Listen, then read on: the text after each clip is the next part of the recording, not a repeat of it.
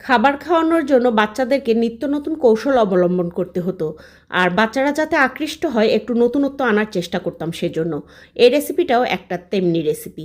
এটা পাকিস্তানি মুরগির ডিম পেটের মধ্যে ছিল, সেগুলো বের করে নিয়েছি, একটা কলিজা নিয়েছি। আর এখানে গোটা জিরা খানিকটা ভেজে নিচ্ছি, জিরাগুলো পাউডার করে নিব।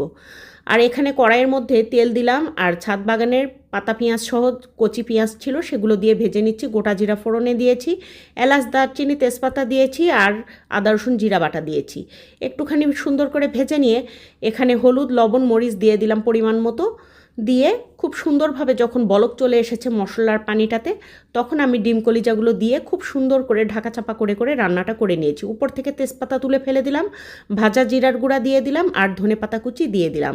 আর বেশ খানিকক্ষণ আধা ঘন্টা পর একদম কষিয়ে কষিয়ে একটু করে পানি দিয়েছিলাম আর একটু করে কষিয়ে কষিয়ে এইভাবে নামিয়ে নিয়েছি। আর দুর্দান্ত স্বাদের হয় এই রেসিপিটা, আপনারাও ট্রাই